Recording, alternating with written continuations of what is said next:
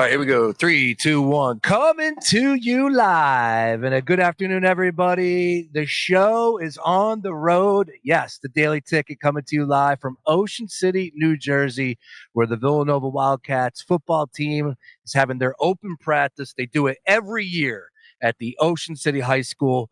You know the stadium. Of course, you've been in Ocean City. You know exactly what I'm talking about. Right off the boardwalk. Can't miss it. The open practice and scrimmage started a little earlier this morning around 11 a.m. once again at Ocean City High School. It's a great event. If you're a Villanova alum, just a fan of football, trust me when I tell you, if you're at the beach, you want to come on over here and check it out because the juices are going. Joining with me right from the jump, Sam Ostry and Sean Bernard made them venture down the way. Of course, Sean is a Jersey resident. Sam, I picked them up from the city.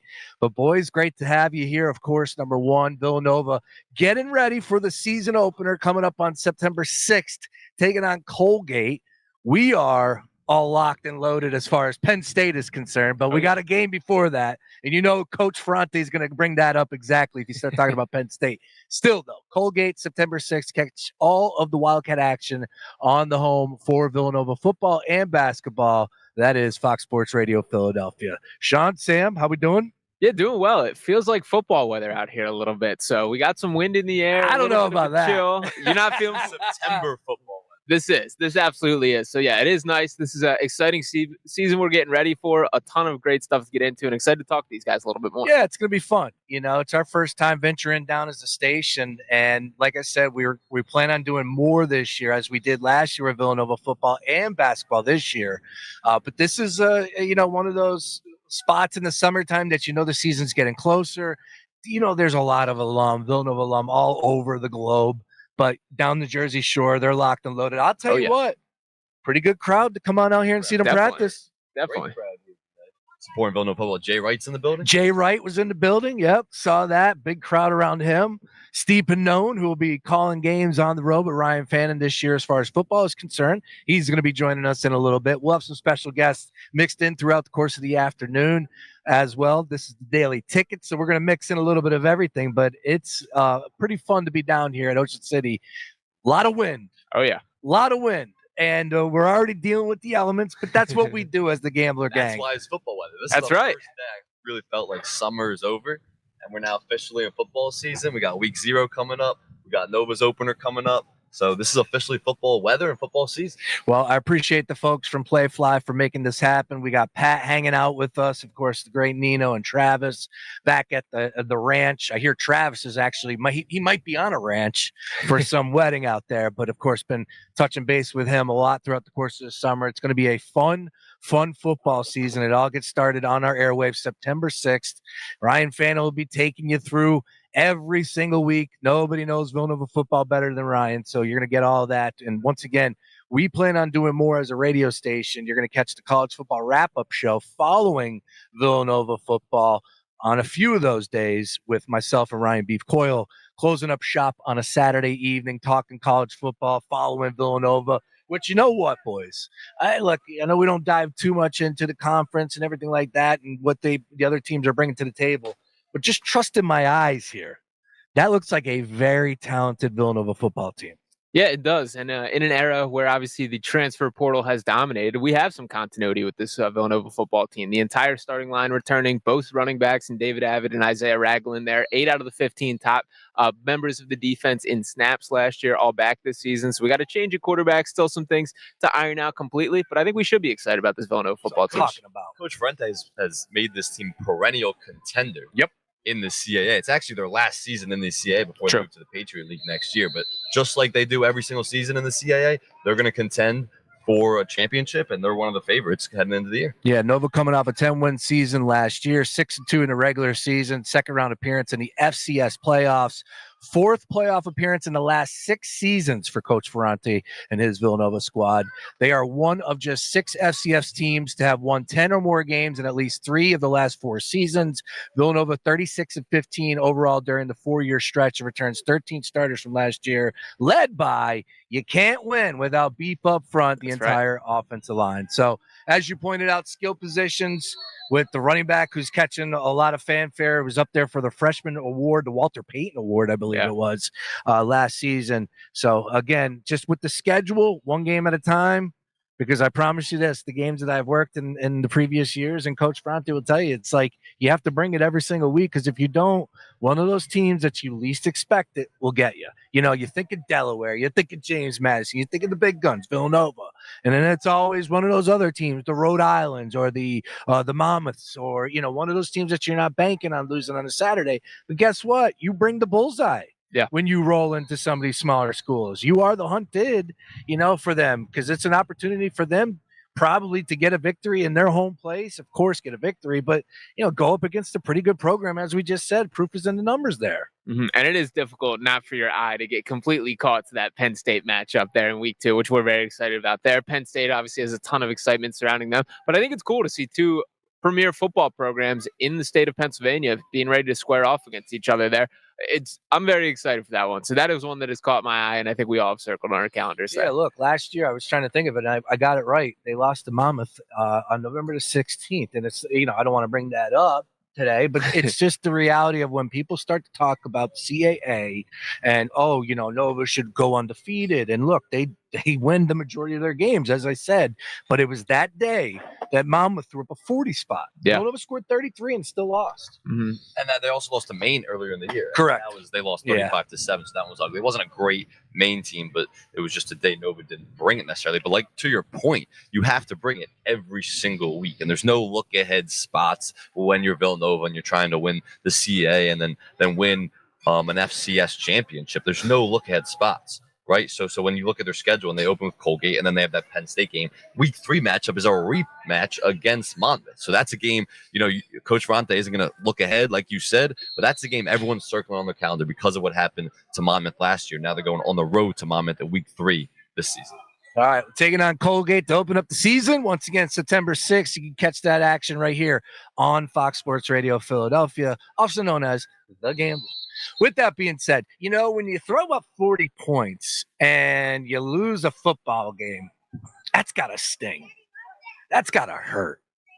Now, not too many teams out there will do that on a weekly basis, but we have seen a team, not only is it bad and a terrible deal when you score 40 and lose, but how about when you score 40 and lose and you have a quarterback like Joe Burrow? I wasn't sure exactly where you were. Yeah, I wasn't sure where we landed. When you think about what Josh Allen and Lamar Jackson and Jalen Hurts to a point, like, majority of the time, if they're scoring that many points, they're advanced. They're winning that game. Joe Burrow has not been fortunate the last 2 seasons. And then last night, again, it's preseason. Not going to lose my mind. Don't expect to see much, but tell me where it's going to be different on that side of the ball. And oh, by the way, with their star defensive end still not in camp. And for starters, insane to me that he played as long as he did. Like, for leaving this guy, we know who Joe Burrow is at this stage of this game. This is not a guy you're trying out to see if he's making the roster here. So it was insane to me, the leash on him from a preseason standpoint. And he took some hits, by the way, too. It was not smooth sailing. Yeah, and was running for his life before that around there. So, yeah, I don't know. I mean, Cincinnati is climbing the ranks of incompetent organizations. When you look at all the contracts from Shamar Stewart and the saga that went on with that, obviously T. Higgins and Jamar Chase part of the conversation with their contract discussions dragging out far longer. So, yeah, Cincinnati has not done themselves any favors this offseason. Yeah, and, you know, like I said, I just don't know where it's going to be different on that side of the ball. And if they got any – look how many games they lost. Look it up. I think they lost 3 or 4 games last year, scoring 30-plus points. It's difficult to do. It's extremely difficult to do. And it's Joe Burrow is your quarterback. Like, we know he's part of the core 4, right? Are we in agreement on this table? Yes. I know we get a little dicey when we start talking about quarterbacks on this station, but he's in the core 4. The core 4 is not changing at this table. Well, core 5 would be my point here. Core 5 is my Jalen Hurts? Correct. Okay. Well, he's got another opportunity to Super Bowl MVP, cement himself. I'm not arguing that. We all wouldn't argue that, but there's the indisputable 4 that are top 4. 5. Sure. I'm with you on that, but it's not indisputable because people will dispute it. I haven't heard anybody dispute that those are the 4 best quarterbacks in the league, and Joe Burrow's in that category. I have a problem with him playing in the preseason at all. Yeah. Because what we're talking about is the defensive side of the ball. Correct. That has nothing to do with him playing in preseason, gaining those offensive reps. He's been with Jamar Chase and Teagans for years now. Their offense was electric last season. Why are you putting him in harm's way and putting him at risk by playing him in the preseason? Even in the Eagles game, he played the entire first quarter. And now he comes back, all right, fine. You want to play him a couple drives the first quarter in the first preseason game? Fine. Second preseason game now he's playing? It's like, yeah, they escape without any injury. He's going to be fine. But the fact that you're one of the best quarterbacks in the league, your starting quarterback is playing in the preseason, he doesn't need reps. It's the defensive side of the ball that has to gain chemistry and needs all those reps as a unit. It's not Joe Burrow. So I don't understand why they're playing him, why any starting quarterback would ever play any preseason football. Well, he proved me wrong in that first game against the Eagles. He came out slinging it. I was like, okay, I tip my cap to you. Now right off into the sunset and open up the season, which I forget who Cincinnati has in that week 1 matchup. I started learning a couple days ago the week 1 matchups as we got college football front and center for us over these next 2. Thank you to the NFL for allowing that. But, when I saw Joe Burrow dial it up with Browns week one against the the Browns. great Joe Flacco. So what Joe, by the way, Joe Flacco opened up the season back in 2008. Pride of versus the South Cleveland Jersey, by Browns. the way. How about Wow, that? really? Yes. Pretty funny stuff there. He is the pride of South Jersey. He is. Ocean Yeah, City. Audubon High School, baby. Never know. He might be he's in Cleveland getting ready for the season. He I was don't just think he's here right Yeah, now. he was just announced as the starting quarterback. I'll just say this much. Like, he came out game 1. I tipped the cap. See you. All right, cool. You did what you needed to do. You look great. Now we'll see in the regular season. But when it comes to the expectation for that team in the division, speaking of the Browns, speaking of the Steelers, speaking of the Ravens, I just don't see, maybe we're not giving the Ravens enough credit. They're going to walk away with this division. Who in the division is going to give them a run for their money? Cincinnati, I think, is coming out with a fire this year. The biggest thing besides the defense, which is obviously still a huge concern, is they've started slow every year in the Joe Burrow era. They need to come out with a purpose from week 1 this year, and they got a clean opportunity to do so against Cleveland. But if they start on their heels again, they dug themselves a hole that they couldn't climb out of last year. They played good football the second half of the season, but the damage was done. They could not catch that. For me, I think Cincinnati is in play, but they have to start strong. And Zach Taylor knows that. Yeah. I mean, he's on the hot seat right now. If the Bengals don't make the playoffs this season, Zach Taylor is out of a job. I think everyone can get behind that. 2 years in a row. So to Sean's point that they've started 0-2, they've started 1-3 in the past. They're changing things that they're doing throughout training camp, throughout the offseason to give them a leg up so they're not already digging themselves in this hole entering the October part of the season.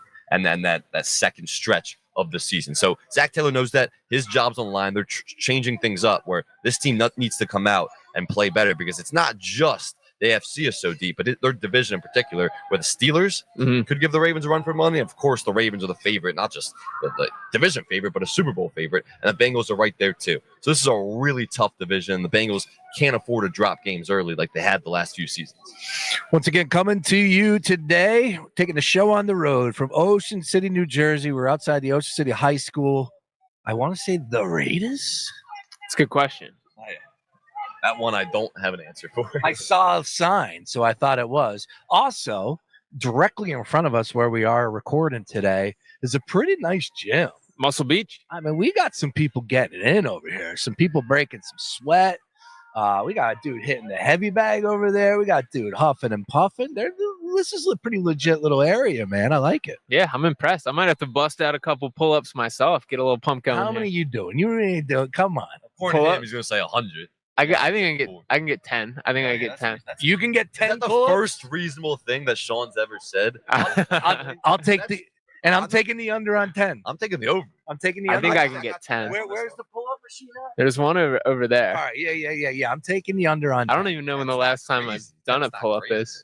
I think. Oh, getting the biceps going. I like it. All right, we got a dude hitting the heavy bag. Look at it, man. It's a nice little spot. Muscle here. Beach out here, I'm telling you. Right.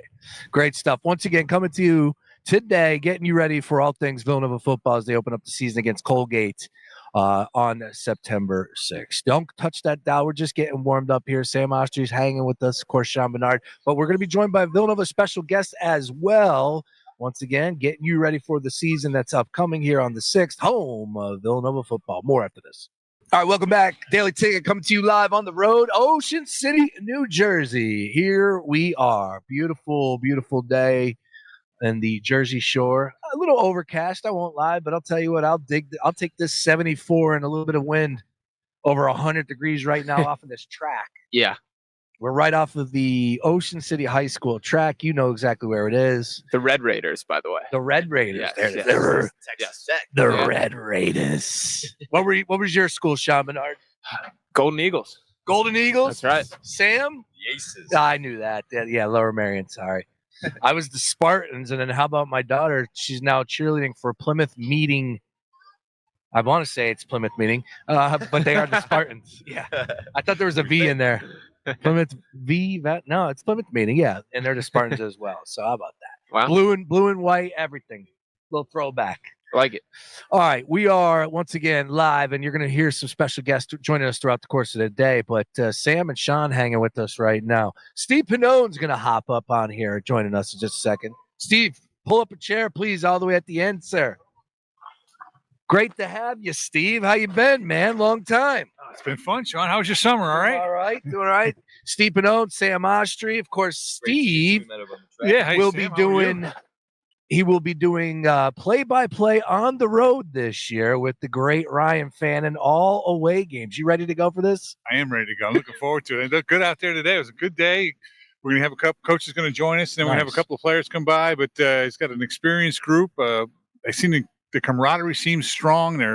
There's a gel about these guys, and I'm really looking forward to it. Yeah, Steve, I'll tell you what, when I was out there, I said, I don't know about the competition in conference. Let's just put it that way. But I trust my eyes, and they look sharp out there. They look fast. They look like football team. Yeah. Like they're physical, they're big, they're strong, they're experienced. There's a couple areas that are a little inexperienced that probably coach will talk about that they'll probably try to shore up before the first one, but they look good. I saw a couple balls being tossed down, a lot of energy, great crowd down here. Now, the Villanova Football has been doing this for a couple of years, Steve. Why? How did this come about? Do you have any idea on that? Yeah, just if you've ever been in Ocean City in the summer, you see a lot of Villanova flags. Sure. So an opportunity, I think, to break up the monotony of camp a little bit. Let's get them on a bus, come down an hour and a half, new scenery.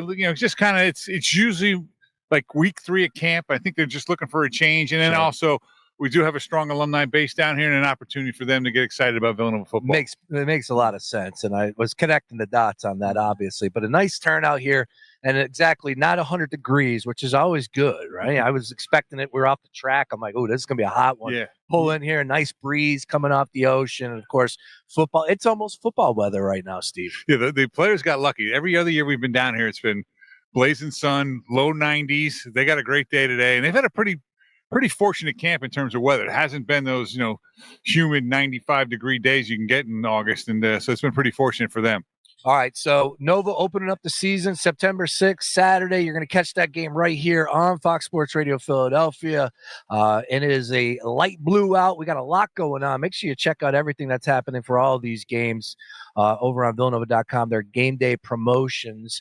But September 6th against Colgate. And the one thing I was saying, Steve, and not to get too much into the opponents, but if you don't bring it, every single week, you might slip up against a team like Monmouth. I know when we start to look at the schedule, we start to see some of the big names out there. But the one thing I know from over the years of working with the team and being behind the scenes is if you sleep on one of those deals, whether it's a Monmouth game or a Maine or a Rhode Island, that's when they'll get you. This is a tough conference. It really is. It's tough. It's tough top to bottom. Villanova's got a very difficult schedule. Rhode Island was picked first this year. Villanova does not play them, but everybody else in the top part of the standings, the Wildcats will get this year.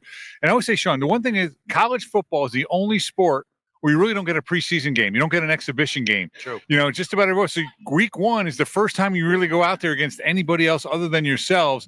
And if you're not ready, anything can happen. So I think coaches are always – that's why they're so anal about camp. They want to make sure everything's buttoned up because that first time out there, it's for keeps.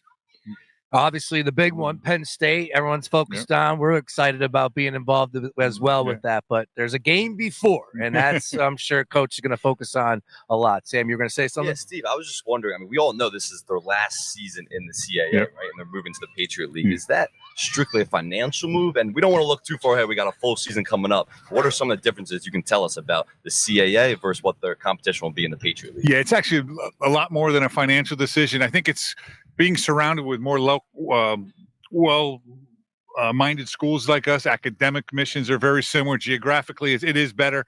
We don't have to put these guys in 6 and 7 hour bus trips. We won't have to fly as up. So there's a financial component to that. But really, I think it's just more a academic fit, geographic fit. And, we have rivalries already with Georgetown. We've played Lehigh a lot. So a lot of these schools, and I think it's going to help our fan base because they can relate a little bit better to some of the schools in the Patriot League than they can to some of the ones in the CA, especially since the expansion of the CA, losing Delaware, losing Richmond, losing James Madison. Those are teams that Villanova fans were used to playing every week. Those guys have moved on in different directions, and I think this is just going to become a great fit for Villanova. Yeah, it really is. And look, a lot of focus, a lot of attention. It's always a good thing. A lot of change in Villanova right now. Not with the football team, though, Steve. 13 starters from last year, including its entire offensive line. I would imagine Coach Ferrante is pretty excited about that. Yeah, as we all know, as football fans, where you win the game is up front. So you want to have experience on both your lines, and that's what Villanova has this year. You're going to win the game in the trenches, and they've got a 6-year center, 2 fifth-year guys, and 2 3-year guys. So this is a really experienced offensive line. And then you flip it on the other side of the ball, they're really experienced up front. They got a couple of 5th-year guys playing a lot for them. So they should be able to hold their own in the trenches. So, and it's where they're going to be little inexperiences in the back of the defensive back. They're going to have to replace 5 starters in the defensive backfield. So they've got guys that have played, but just not the number of plays they're going to get this year. Who's going to jump off the page at us? If we go to the game 1, right out the chute, September 6th, Saturday night, 6 p.m., of course, catch the game right here on the airwaves. Who's going to jump off the page at us when we catch the game live? I think he's going to join us a little later. Probably David Abbott. He was the CA Rookie of the Year last year on offense, running back. He's a preseason All-American. He's special. You see him, you look at him and say, we don't really get a lot of guys that physically look like him to come to play at FCS. He's that kind of talent.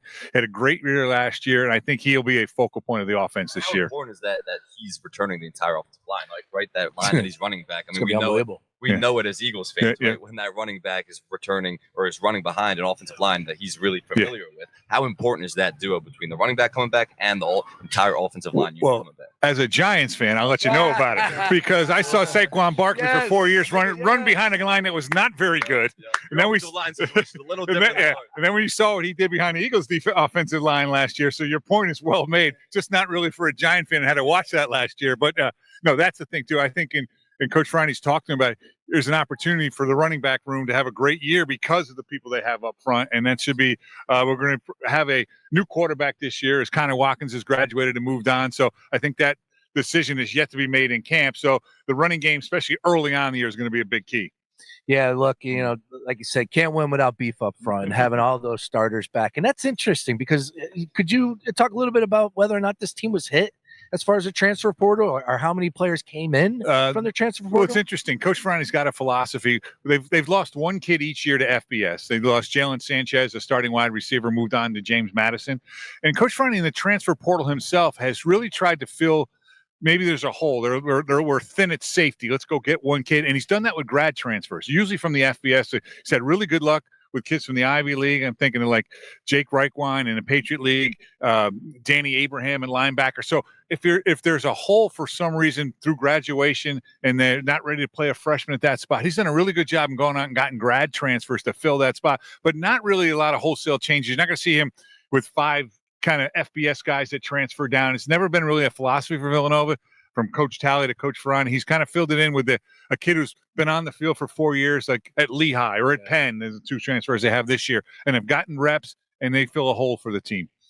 You hear college coaches all the time talk about re-recruiting their players in this era of the transfer portal. Coach has done an excellent job with that. Can you talk about why he's done such a great job of continuity and bringing guys back? It's really impressive. Yeah, it really is. And I think you talk about the re-recruitment. I think it starts with the initial recruitment, finding guys that are fit for Villanova. I think coaches talk about that. When Coach Wright was here watching practice, we talked about culture. And I think it's developed the kind of kids that you're going to come to Villanova, you're going to play a high level of football, you're going to go to school, you're going to get a great degree.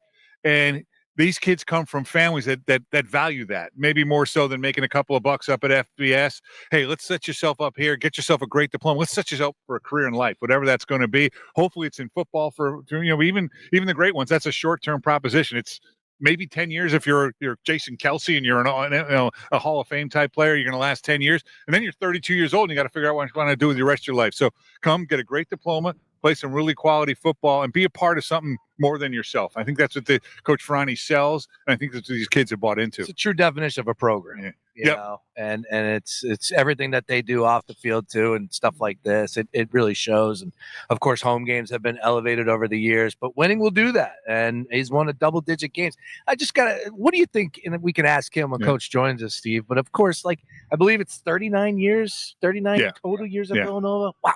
But, it's just got to be like, all right, here we go again. Another year. I wonder how he does it, and he's able to do it. It's interesting, because you talk about the longevity he's had here. He's had opportunities as an assistant coach to move on and probably as a head coach to move on. He has a comfort level. We kind of talk about that with the coaches. He understands the place. He understands the kind of kids you need to be successful here. And he likes working with those kind of kids. And I think there's an old saying, don't mess with happy. Yeah. I think he's found happy, and he doesn't want to mess with it. And I think that's works really well for Villanova. Talk about a guy who paid his dues, 32 years as an assistant coach, kind of waited. Coach Talley retires. A no-brainer to give him the head coaching job, and he's elevated the program to a consistent playoff contender. John, you mentioned the double-figure wins. He's got it rolling, and he's getting kids that buy into what he's selling, and those turning into results. Of course, Steve does a little of everything for Villanova football and basketball, as Coach Ferrani's got his team all huddled up. I love the Hawaiian shirt touch. Now, I don't know if those are available in the Villanova store. Maybe we might have to scoop one up on the main line next time up there. I don't know if that'll work out in State College when we get together, but I think it's a little bit more Pacific Ocean, but we're about 20 yards from the Atlantic Ocean, and I think it works. But all with the theme of the day, I guess. We didn't really get beach weather, but it's kind of like my golf game. You don't play well, at least look good, and that's kind of what they did today. And I thought they actually played well, more so than my golf game. All right, Steve, I want to slide this in, though, if we could. Of course, a lot of change with the men's basketball team. Talk to me a little bit about Coach Willard and what you've seen so far, albeit only a few practices in, but it's been a busy summer. Yeah, it has been a busy summer, and I've had an opportunity to come by with some of our boosters and supporters to watch those guys work out. It's a whole new team. They have two returning players. Tyler Perkins, who played last year, was our sixth man on that team, so people will remember Tyler. Had the big shot against St. John's to upset a top 10 team in the Pavilion. And Matt Hodge is coming back, who was an academic redshirt last year. So those are two returning players, and Coach Willard's brought in 10 new bodies, 10 new faces. Wow. So it's going to be a process, and fortunately nowadays, in the old days, you started October 15th. They get to work in the summer. They'll get to work as the kids get back to school next week. So they'll be further along than they would have been, say, 5-10 years ago. But it's going to be a process, and the schedule is very challenging early. So hopefully, he can get them ready quick. He's going to have to. Does it feel new? It does, and it's a new energy. It's a new there's a new kind of a pulsation around the program, so to speak. Everyone's engaged. Everyone's interested. Coach Willard has been great out in the community, meeting alums, former players, boosters to the program. He's done a really good job of just really trying to reinvigorate everything that Villanova basketball means. Exciting season, of course, upcoming, no doubt about it, as we are live at the Ocean City, New Jersey Air Show. Yes, a lot of people are in town. Wow, look at that. Those are two fighter jets right there. All right, Steve Pinote's hanging with us. Of course, we got Sam Ostry, Sean Bernard along for the ride today. We're broadcasting outside Ocean City High School. We are here for the open practice for Villanova. On the other side, the head coach of the men's football team, Villanova football team, the head coach, Mark Ferranti, will be joining us. We'll talk more about the upcoming season. Of course, opening up the season on our airwaves September 6th, taking on Colgate. Of course, don't forget that Penn State trip. A couple things that were announced about a possible bus trip going up the way. We'll have those details for you on the other side, plus other special guests joining us once again live from Ocean City. More after this. 2-1. All right. We are back here at Ocean City, New Jersey, of course, out here with Villanova football, practicing in front of the fans, about to sign some autographs. But joining us, special guest, I'm told the oldest man in college football, the punter for Villanova. And that's not a shot. That's just the truth. Luke Larson. Now, Luke, I also went to East Carolina. I was down in Greenville, and that's where you came from before Villanova? Yeah, absolutely. So I spent a good 5 years there and thought I'd try my last year somewhere else, and Villanova was happy to take me. So, There's a lot in common with Mainline and Greenville. A lot. There's just like A tinge of sarcasm, I suggest, in that voice, huh? I haven't found any of that yet. Well, great to have you with Villanova. I'm excited, of course, big season coming up here. You guys are getting started here on September 6th. Luke, you watch the team, you participate every single day. It's been a busy summer for you guys. How you guys looking? I'm not gonna lie, it's a different feel from where I'm used to. Obviously, East Carolina is a lot different in the way that they would run their practices, things like that. So I've actually been able to watch more of the team aspect these past 2 weeks at least. And honestly, there's a lot of guys there that can step in and play a role. I didn't expect to see that type of depth straight off the bat. So it's looking promising. All right. How did you get your start into college football as a punter? Yeah, so I was working back home. I owned a company. I had trucks and trailers that did interstate transport, and I was also a transport manager for another company that owned access hire equipment. And then one of my buddies one day, said that his mate had been picked up by Rutgers, and he was coming over to punt, and I should give it a shot. I was like, I think I'm too old for that. I don't know how it works. And then a couple of weeks later, I run into my mate who was the punter for the Eagles at the time, Cam Johnston. Yes. And he told me that he did it. He went to Ohio State, won a national championship, and now he's at the Eagles. So I was like, you know what? I'll have a crack. He handed me the ball that he had in his hands, and I kicked it. And 3 to 6 months later, I had a scholarship and was waiting to come over. Come on, punters just grow on trees over there, I guess. we all know how to kick it. Just it depends if we can kick it faster. So good, so good. Got Luke Larson joining us, of course. Steve Pannone. He'll be on the road calling all things Villanova. I almost said Eagles there. Going through my mind there just for a second. They won't hire me, trust me. All right, so how far are you booming the ball? What are we looking at here? So I think I've averaged about 44.8, Woo! which has been good, but we haven't really had many days like this. But I'll see the film from today, but I think I only have one ball under 40, which, if we can eliminate that, it'd be good. Is this helping you, this wind I here? had 2 into it, 2 with it. Oh, okay. So, I'll take the ones with it all the time. Luke, for those that didn't pick up on your accent, you grew up in Australia. Yeah. Did you play as a youngster? What did you play? Australian rules football, soccer? What were you into? Australian rules football. Basically, that's our biggest sport in Australia. Not many people know that. Everyone over here thinks it's rugby. Rugby is like 3rd or 4th biggest sport. The way that we pass it is just think of a quarterback throwing a route, throwing to a wide receiver. That's how we try and kick it. So that's why that you guys call a rugby kick. We're good at doing that, rolling a certain way and then angling the ball. That's just what we grow up doing, and that's what I did for 20 years, and then found out if you put it up in the air, you get a scholarship. So started doing that. What about field goal kicking? You ever get into that world? No? No, it's just straight up punting. And the reason for that is it's a different kinetic change. Sure. Basically. You're more coming across your body, and with my age, if I was to try that, big chance I'd hurt myself. So stick to the one thing I'm actually going to do. All right. When you went to Greenville, East Carolina, what did you go to school for? So I changed degrees. Okay. But I got my undergrad in industrial distribution logistics. Then I went on, did my master's of business administration. And then coming to Villanova, I was trying to get into the master's of finance program, but I wasn't going to be able to get that done in the time frame that I had with my eligibility. So decided to go into the master's of public administration, and I'll get that done within my scholarship timeline. So I'll get 3 degrees, 2 masters, and I was happy to come over and do 1 degree, but now I've got that under my belt, or will have that under my belt, and hopefully go and do something else. Now, Luke, your time in the States, have you enjoyed it? Heading back home as soon as this is over, what's your plan? So it all comes down to a work visa. So if I can get a work visa, I'll happily go home, spend a couple of months, and then come back across. If I go home, then the issue is trying to get a visa to come back across. Now I've got a dog over here. I've got new family. Everything's happening over here. So the plan is to stay here. Great. Well, one more time on the new family. What do you have? Well, I don't have kids or anything. Like that, but, Okay. We'll see. Significant other? Yeah, we'll see if she keeps you. Understood. Is that an East Carolina Pirates tattoo? Not particularly. I my tattooist had a drawing there, and I thought, you know what, that'll work. He put a skull and crossbones on there. So Okay. We'll say it is. Yeah. I was going to say, you got to get the Villanova one now to match, right? Exactly.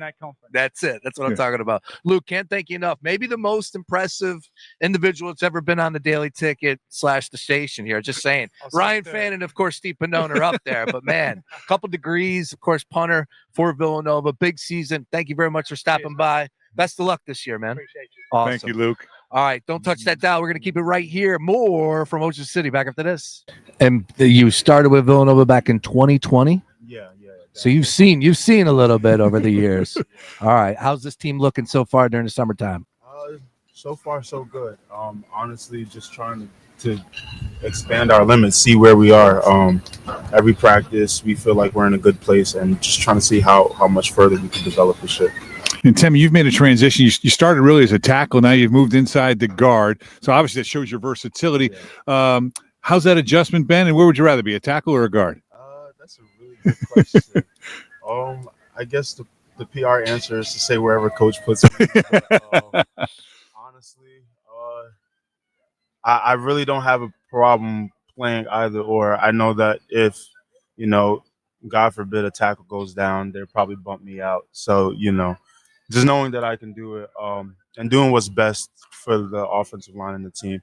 The coaches want the 5 best guys, regardless of what position. So, I mean, playing inside is probably going to be the best shot that I have anyway. So I think I really do enjoy it. You'll be able to put that on film for hopefully the next level. They'll see you playing inside. Right. What's it like blocking for David Abbott on a daily basis? Oh, it's fun. It's fun blocking for the running back room in general. But David just brings so much power and athleticism to every run. You can have. We've literally seen him take on his own blockers. So it's nice to have a runner like that who can make people miss. But the holes will definitely be there this year. So that is the thing I am most excited about, is running the ball. Yeah, and Timmy, Sean and I were talking before you came on about, football games are won up front on the offensive line and on the defensive line. Talk a little bit about these guys you've been going up every day in practice. You got an experienced defensive line as well. Yeah. So, it's Aiden and Obina, man. They are some athletic guys. Obina, man, he's super stout at nose, and he anchors in there. So we have a big year coming from him. We have somebody that nobody talks about as much, Capri Martin. Yep, on one of your ends. Yep. Yeah, he's probably one of the most explosive guys I've ever won against, and I'm expecting a big year from him too. So. Yeah, we got some dudes on the D line as well. Do you guys talk about, let me ask you that, as far as, the accolades coming in, the hype around David, the season that he just had last year, like, do you guys bring that up at all in camp? Not really. It's one of those things where you kind of know what you have, and rather than talk about it, you rather just go show what you guys can do as a unit. I mean, Dave knows that he had a great season last year, but we can't be caught up in what happened last season, because last season didn't end the way we wanted it to. So I think that whole running back room in its entirety, Isaiah Rags, he has the ability to be special. Jabril Mace is our speed guy. So much to expect from that room in general.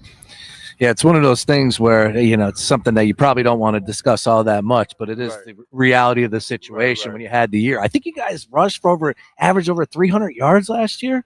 Yeah. And do you look at that as a successful season? I know the win-loss is the one thing, but as an offensive unit, especially running the ball, I don't know if you guys could have done much better. It's so crazy because we have a feeling that we know we can do so much better. I feel like the goal is to get all of our running backs as many yards as possible. I don't know if it's been done before, but if we could get 3 backs with 100 yards, that's something to look forward to. And Timmy, we've talked about your experience being here from 2020. You're looked upon as one of the leaders on this team. And how does that manifest itself for you? Are you an outward guy? You're kind of a quiet guy that leads by example? You're a vocal guy that'll get in the locker room and get after the guys when they need it? What is your approach to leadership? It takes what it takes. I'm more of a reserved person, more of a behind-the-scenes type of guy. But in moments where I realize that the team might need a little bit of juice, sometimes you just got to step into that role. So, it's whatever the guys require of me. And I would say Shane, on the other side of the ball, who's also a captain, he brings that leadership as well, just by his play, by his example. And that stems from things that we've seen from the times that I've been here with his now coach, Forrest Ryan, who was obviously an All-American linebacker for us. So and Shane's a quiet guy by nature too. Right. By being captains, it almost forces it out of you a little bit. It does, and we talk about it sometimes too. It makes it a little bit uncomfortable at times because it's just 2 guys, and then you look at the roster and it's like 94 dudes. Oh, did we split it offense, defense? No, but you just do what you can, just lead by example, and just make sure that we're a voice of everybody. But I mean, it's not just on the captains. We have a bunch of guys who are capable of being leaders for this program. So, All right, Tim, the season opens up September 6th. What should we expect? Make our trip up to Villanova Stadium for the season/home opener. What can we expect on that Saturday night? Smash Mouth football. Colgate is a physical team, so we know what to expect. And it's gonna be great. Last time we played them last year wasn't the best version of ourselves, so excited for them to see us this year. You ready to hit somebody other than your own teammates? Oh man, I've been waiting to hit somebody other than my own teammates. Yeah. Awesome. Well, Timmy Aratutu joining us here. Can't thank you enough, sir. Good luck this season, and appreciate you stopping by. Have some fun signing some autographs. A lot of great Villanova fans in attendance here. All right, thank you. Appreciate that. Awesome. There he is. Timmy joining us live once again from Ocean City, New Jersey. On the other side, I believe we're going to have Coach Mark Ferranti and David Abbott join us, so don't touch that dial. Keep it locked right here. More after this. All right, welcome back. We are live outside Ocean City, New Jersey's high school, right offside the track. Of course, Villanova football just closed down practice. Now about to sign some autographs for the great fans that are out there. Joining us, myself and Steve Pannone, the man who is bringing a lot of attention to this season, Mr. David Abbott, running back for the Villanova football squad. And David, you had a heck of a season last year. I remember that 72-yard scamper. I could hear Ryan Fannin in my ear. Go! How you doing, sir? Good. I'm doing great, honestly. It's not the nicest day outside, but I'm still feeling great. It's a great day, to be honest, and great day for a Wildcats. All right, well, let's talk about the hype, man. Do you feel it? What are your expectations? Do you set goals coming into this year? I mean, I'm trying not to buy into it, but Okay. I think I like the fact that people are seeing the work that I put in, and I think I put in a lot more work this summer. So I think I'm going to double it, to be honest. David, talk to me a little bit about that. What was your off season like? You guys finish up down in San Antonio. The game doesn't go the way you want. You get, I guess, a little bit of a break before you get into spring ball. What did you work on specifically to say have that big jump from freshman to sophomore year? Well, while watching the film, I think what I was really lacking was my speed. I had a good run against Stony Brook, but I wasn't able to replicate it going into more in the season. So I was really working on my speed. I think I was outside doing hills every week. Worked on my feet a lot. I think I'm 2 times the running back I was last year, honestly. You said that you want to double it from last year, and we love that. That's what we're talking about, some motivation there. But I think you can say something like that when you have an offensive line like you have. Bringing back those horses. Talk a little bit. I know it's easy to say and make the case with everybody returning, but after we often say on this station, you can't win without beef up front. You have a lot of that this year. I mean, like I said, we got an All-American at center, and he makes everything easy. Every call he makes, you really got to listen in because he's telling you where the ball is going to go, basically. And then you got Temmie, you got Steph, you got Chris McCullers, and you got Kyle Fay, which is he's 6'6", and they all can move really well. I love when Temmie pulls. I love when Chris pulls. Every play can be a home run with them, and they get 5 yards of push every single play. I feel like we've been dominating fall camp just because of the 5 that we have up front. So I have my complete trust in them. As long as we stay healthy, I don't think there's a team that can stop us.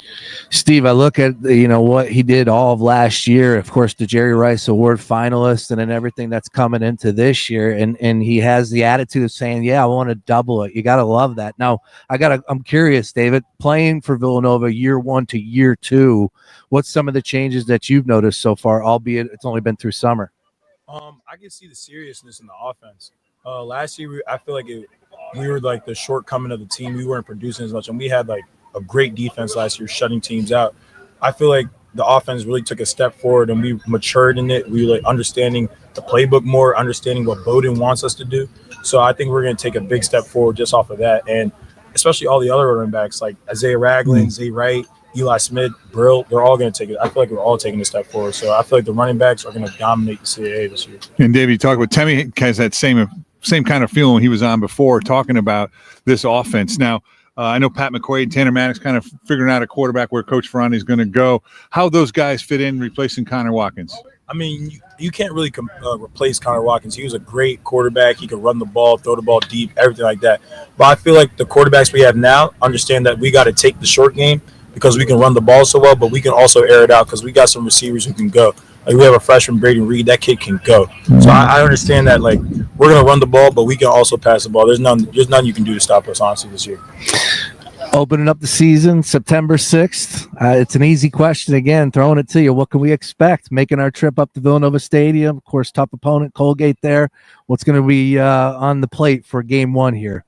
We're gonna run the ball fast and hard, and we're gonna come out with a win. Win.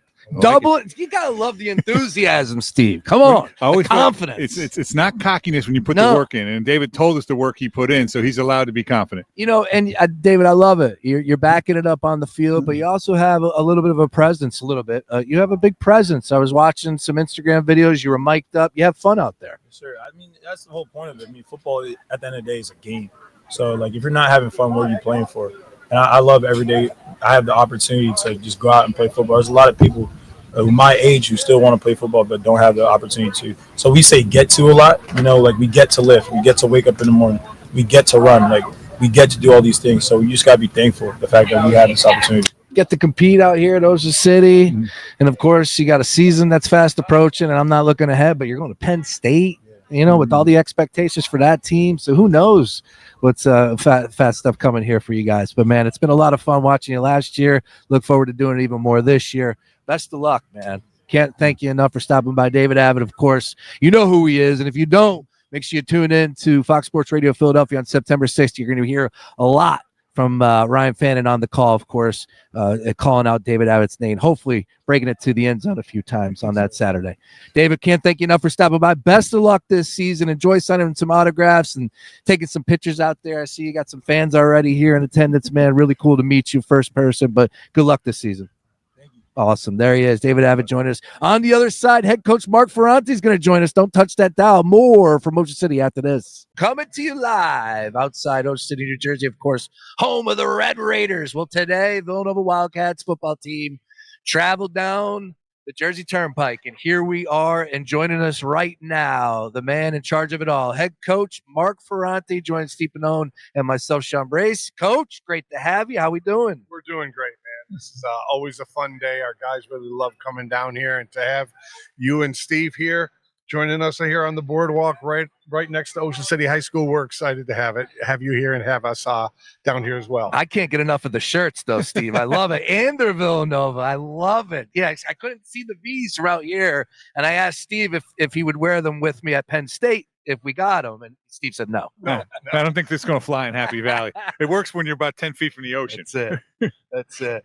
Yeah, no, the shirts were something. I think this is year 9. This is year 9 for me as head coach, and it's something I started. I actually copied Rowan University. They used to come down here. Nice. And so we tried it our first year, and ever since, our players like it because it's a change of scenery, change of venue. You know how monotonous and redundant preseason practice can be. It's like Groundhog Day, same thing one day right after another. And then we come down here and it's good because our guys are with us all summer.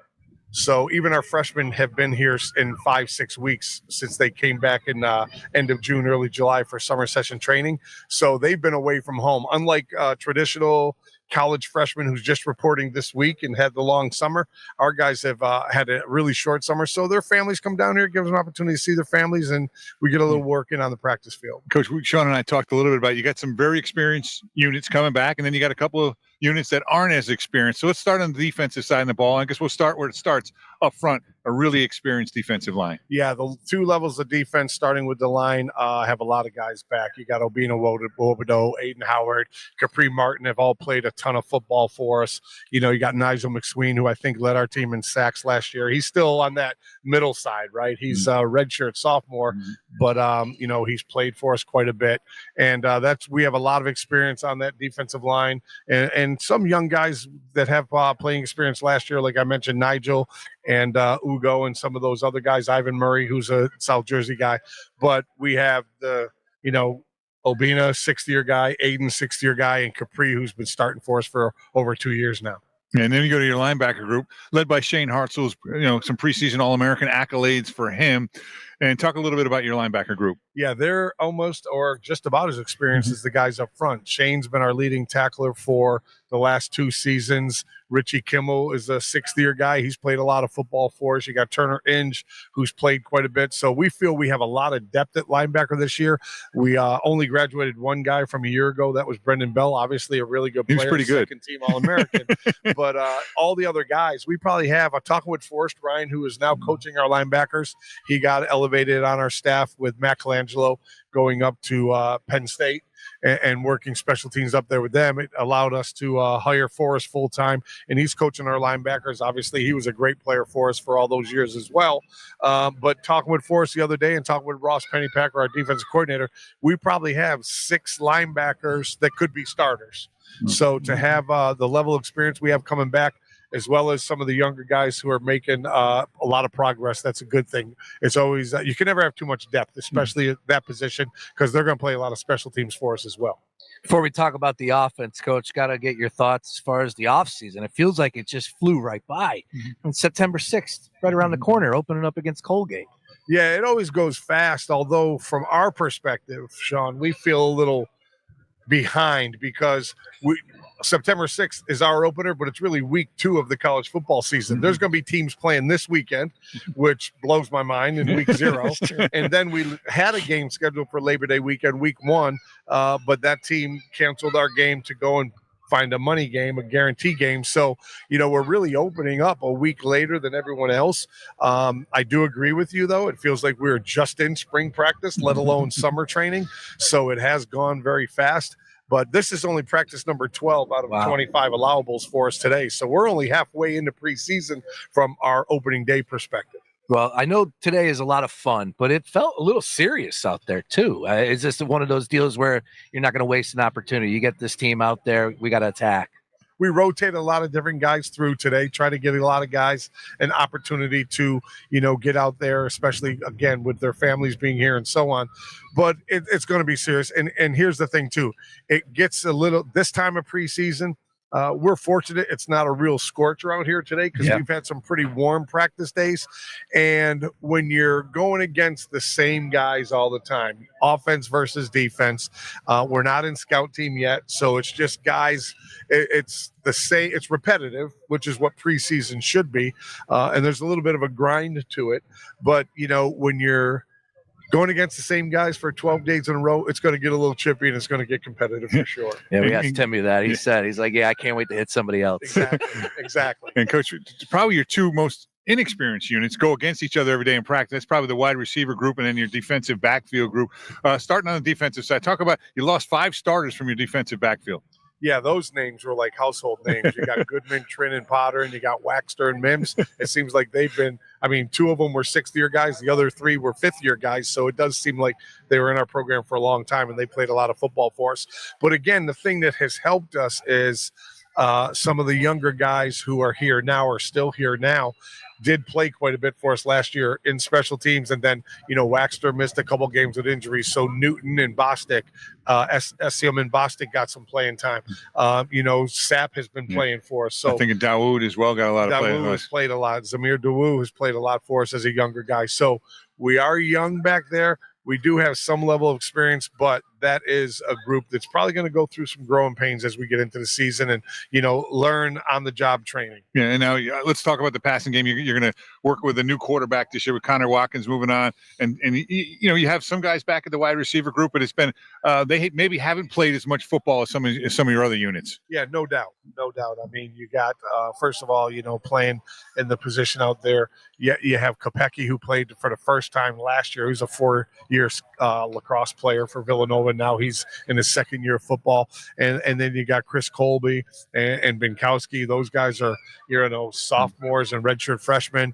And, it's a position where we're just going to have to do it, by committee, if you will. We're going to you always rotate a lot of wideouts through. We usually travel with 6 or 7 and 4 or 5 play in a game all the time. So, you got a young guy, Braden Reed from Pope John Paul, who's really had a nice camp. People ask me all the time, any of your freshmen have a chance to play in and potentially not redshirting? I would say he's that guy right now that's probably going to have to play for us and not redshirt. But You know, the wideout position is guys. We don't need them to do anything spectacular. We just need them to move the sticks. Yep. All right, Coach. 4th playoff appearance, last 6 years. Last year, of course, a nice little spot for you with the practice. You guys been doing it for a few years now. Comparing and contrasting, how you feeling about this team right here, right at this point in time? Yeah, it's hard to say. I like the team. I enter every year pretty much the same way, cautiously optimistic. Sure. I always think we're talented enough to be very competitive, but like what happened in 2022, if we get hit by the injury bug and we just don't have a big roster. You know, everyone's complaining around the country about having to cut down to a 105-man roster with the new House settlement that went through. Our roster's only at 94. Yeah. So, and they're not letting me add 10, you know, so 105 means nothing to us. But if we stay healthy, and our guys go out there and just do their job, just do their 111th. Like I said, we'll see. Hartzell's a name who's played a lot of football for us, leading tacklers, so he'll be a guy to be reckoned with. But, you know, you need the guys around him to do their job and just, hold their ground up front. And then the back end guys, you know, cover the guys just long enough to make sure we can make plays on defense. But I feel good. What I like about this team is their attitude has been really positive. Their effort has been outstanding. I like what spring practice looked like when we finished that. I enjoyed watching them train over the 8 weeks of summer access training. I think they worked really hard, talking to our strength coach who spends the bulk of the time with them in the summer. There was no issues, no drama, no tardiness. Everything's been going really well. So now we just got to try to continue to get better each day, each practice with what we have left before we get into Colgate. And, hopefully we can put a good product together. But I feel pretty good about where this team is right now. All right. And as far as the schedule, I know you got some names on there. You don't want to look too far down. But collectively, when this schedule comes out, are you like looking at it and trying to strategically get ready? Or is it just a week by week? Simple as that. Well, I know you're going to think this is coach speak, but to be honest with you, I'm not even sure who we play in week 4. That's great. That's great. I love it. I know we have Colgate, and then I can't help but know we have Penn State after that because I see that all over social media, and people are asking me questions about that all the time. Yep. And then I believe we have Monmouth, and then I'm not sure after that. William and Mary, I'm a fan. I can look. Nice. Nice pull. You know, we really do talk to our guys all the time. Just get better today, and we try to take them one at a time. And right now, we're not even thinking about Colgate, to be honest. We're trying to figure out what we're doing and how we're doing it, and take care of what we want to accomplish from our end. We'll have plenty of time once we get through next week and break in the scout team looks versus Colgate to prepare. But they have a new coaching staff. So do you truly know what you're preparing for? Fortunately, they have a game before us. So we will at least get 1 week's version of who they are this year because we played them the last couple of years. But with a new staff, you never know what you're going to get. So we might have a little bit of advantage going into that first game because they won't have any of our games from this year, but we'll have one on them. So, but that's really where our heads are at. Let's get better today and worry about tomorrow when we get to tomorrow. Coach Sean and I talked about this before you came on. That college football is really the only sport that doesn't have any type of preseason. You don't get spring training. You don't get some soccer. They play these friendlies. The NFL has 3 exhibition games.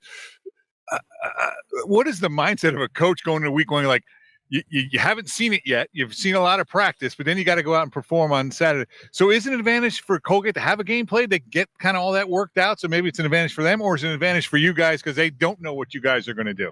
I'm going to say a little bit of both because whenever you get into that first game, there's always going to be what coaches call those first game mistakes, those first game jitters.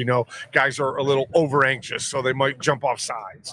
So if you have that first game where it's live, because we don't do a ton of inter squad 11-on-11 live scrimmaging, even against each other, because again, risk reward, right? Do we want to get a guy hurt on a day like today? Yeah. We could scrimmage, come down here and go live the whole day and have 5-6 series and tackle and do all those things. We did that a couple of years ago and we come out with a player with a broken leg. So we need our guys to be ready September 6th, not August 19th. But yeah, Steve, I think a little bit of both to answer your question. Them having a game under their belt can help them, especially with a new staff, to try to, get some of the rust off and get some of their precision down. But also them not having a look at us, even though we have the same staff, we're going to have some new personnel. So no matter how many people you have coming back one year to the next, you're never going to be the same. There's always going to be some differences. So we'll see. I'll answer that question again, Steve, after the game on September 6th. Gotcha. Well, Coach, last one from me here. We got to get a thought as far as your star running back, David Abbott, just joined us. Of course, the offensive line all returning. A lot of build-up, a lot of hype, but you can understand why. Your expectations for the sophomore and, of course, David and that offensive line, what they're going to bring this year. Yeah, we have all 5 starters back on offense, so we're really excited and looking forward to watching them perform. Because of the experience of the offensive line, the experience of the running backs, and as we already mentioned, the youthfulness of the wide receivers and inexperience of actual game quarterbacks within our system, I think we're going to try to hang our hat on the running game. But you got to do both, right? We're not going to bang our head against the wall. If there's an 8-man box, we're going to throw it out there. If there's 5 in the box, I'm hoping we'll hand it off, and our quarterbacks, Tanner or Pat, whichever one it is. Pat has played more in game situations when he was down at Nichols, but Tanner's been in our system as the backup for 3 years. So he has a great knowledge and understanding of what we're trying to do as well. So, hopefully we'll make the great decisions, but we're hoping the run game will carry us at least in the early part of the season. Excellent. Coach, football is here. The boys of fall. Do you listen to that Kenny Chesney song? Does that song get you going? Man, What's it like waking up Saturday Have you morning? seen the concert at the Link? No. Oh, I didn't see that. I got to see that. He's been here before. Oh, yeah. Multiple times. Yeah. He always plays that The song. boys of fall. Yeah. It just goosebumps right now. What's a Saturday morning like for you? If you're playing Saturday, you wake up, does the air just smell different? Coffee tastes better? What's it like on Saturday? Of course it does, but it depends what time of game it is. Right? I mean, that first game's at 6 o'clock. Yeah, it's 6 so o'clock. I'd rather play at noon. Yeah. You get up, you're ready to go. I like the early starts versus the late starts, but it is what it is, and you just go with the flow. And I try to just, sit in my office and stare at the wall and do nothing. And I tell people all the time, stop in and say hello, because we have a lot of former players that come back to games and things of that nature. And I always say, come back and say hello if you're on campus. And coach, we don't want to bother you before the game. We assume you're nervous or doing something. I'm sitting there waiting for kickoff. You know what I mean? What they really should be saying to me is, Coach, I'd love to stop in and say hello, but the tailgate starts 3 hours before the game. Yeah. So I'd rather go back to the tailgate than They always say that for the coach. You've done all your game planning. You've given you the Newt Rockney speech already. It's like, and I got 3 hours or 2 hours to wait and go hit somebody, and hopefully the guys are ready to block and tackle. Exactly right. That's probably when you're at your most relaxed. 2.5, 3 hours before the game. But it's all good, man. We're looking forward to it, and we really appreciate you guys being down here today and spending some time with us for sure. Well, can't thank you enough for stopping by. Of course, you're still out there signing autographs with the team. This has been an unbelievable opportunity for us to be down here as a station. Can't thank you enough. Coach Mark Ferrante, good luck this season, and especially on September 6th. At the Villanova Stadium, taking on Colgate. Thanks so much. We'll talk to you guys again real soon. Excellent Thanks, stuff. There he is, head coach Mark Ferrante. Of course, make sure you catch the Mark Ferrante Coaches Show every Tuesday following every Villanova game throughout the course of the season. But don't touch that dial. More from Steve and myself, and of course the Gambler Gang here in Ocean City, New Jersey. All right, coming down the home stretch here on Fox Sports Radio Philadelphia. Of course, broadcasting live outside Ocean City, New Jersey for the Villanova Football Open Practice. We're putting a bow on this thing. Steve Pannone still riding with me, and Steve. Pretty cool stuff with Coach Ferrante. I mean, he's just built such an unbelievable program over the years. It's continued, of course, with Coach Talley, no doubt, but so much fun, and you could just feel his enthusiasm, and that's got to carry over to the players. Yeah, I think, they always say like the head coach sets the tone, and you see it from the kids too, just the kind of young men he's bringing into this program, the articulate they are, how engaged they are. How much they really enjoy being at Villanova, playing in this program. As an alum, it makes you feel, a sense of pride that these kids really buy into what Villanova's selling and what Coach Ferrante is selling as well. But more, it's just that belief that comes out of them when they talk about their program. Road games this year, you ready to rock? I am ready to rock. Looking forward to it. Trying to fill some big shoes in Kevin Riley, but Ryan and I have had we got a little history of worked some games. And actually, I always tell Coach the big win over James Madison about 3 years ago. Ryan and I did that one, so hopefully I can bring that kind of luck to us. Very, very cool. Yeah, of course. You call football games as well over the years. So it's nothing new to you, but it's going to be great to have you in the booth with Ryan for away games. So a mixed bag of some other play-by-play callers or color callers for the home games. Some guys you might have heard of other than me. Some of these guys you might have heard of. It's going to be really interesting, and it's going to be I think a nice twist. You know, you get used to the teams, which everyone kind of understands, but Rye's going to break in some new guys, and I think they're going to really enjoy hearing from them. Yeah, some names that are doing big things locally. Of course, Matt Caesar's a name, doing things nationally, and then some. So a really exciting season. Steve, I want to wrap up with this, though. Your overall expectation. I'm not asking you to put a number on it, but is this a playoff team in your mind with everything that you've seen come back and what you're hearing? Yes, with one caveat. The quarterback situation, obviously the most important position on the team. Once that gets worked out, that's going to have a huge factor. You know, if it's Pat or Tanner, I think both guys are very capable. Once the coaching staff makes a decision there, that guy needs to become the leader. And I think both of those kids have the qualities. You see it just on the sideline.